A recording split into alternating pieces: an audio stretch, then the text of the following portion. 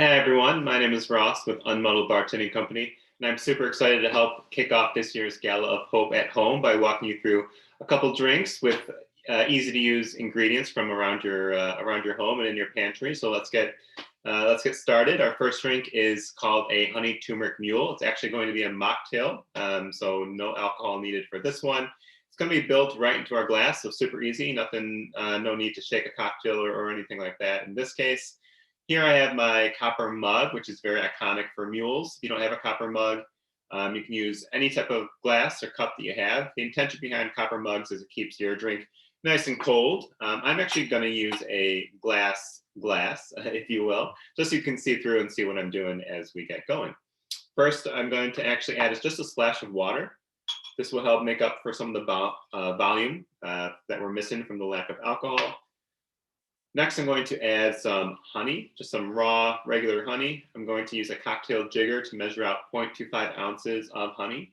If you don't have a cocktail jigger, you can use a tablespoon. 2 tablespoons equals 1 ounce. So in this case, it would be 1 tablespoon would be 1/4 of an ounce. Honey itself is very thick, as you can see. So it's kind of hard to incorporate into cocktails as a raw ingredient. And that's another use for the water as well, on the bottom of the glass. So I'm going to use a bar spoon. You can use a bar spoon or any type of spoon you have, and just give a quick stir to the honey and the water. It just kind of makes a syrup into the bottom of the glass and helps the honey incorporate a little bit better into the drink. And the honey, of course, will give a nice little balanced sweetness to the rest of the cocktail. Next, I'm going to add some citrus. Some lime juice would be great. Freshly squeezed, I always recommend if you have access to it. I have some freshly squeezed here. I'm going to measure out 1/4 ounce of my lime juice and add that in as well. Next, I'm going to add some ice to the top of my glass. Then I'm going to top the cocktail with some ginger beer. Despite its name, most ginger beers are non-alcoholic. It's just fermented like beer, so hence the name ginger beer. Obviously, be sure that you're not purchasing an alcoholic brand because those do exist, just most of them are non-alcoholic. But it's very, ginger beer is very spicy, very ginger forward. It's a great non-alcoholic replacement because it gives you some bite that you're missing from the lack of alcohol. I'm going to give the drink a quick little stir to incorporate the ingredients. Don't want to stir too much. You don't want to release too many bubbles.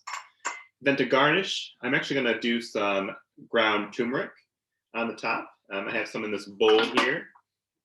If you don't like ground turmeric or don't like how it stains your fingers like me, you can use anything that's very fragrant and aromatic that you can just sprinkle on top. Cinnamon, cloves, even some fruit zest would go great. I like turmeric because it's unique and very, very bright, very aromatic, very flavorful.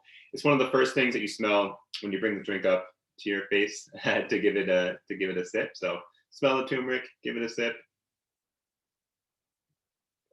Ooh, don't even miss the booze, I promise.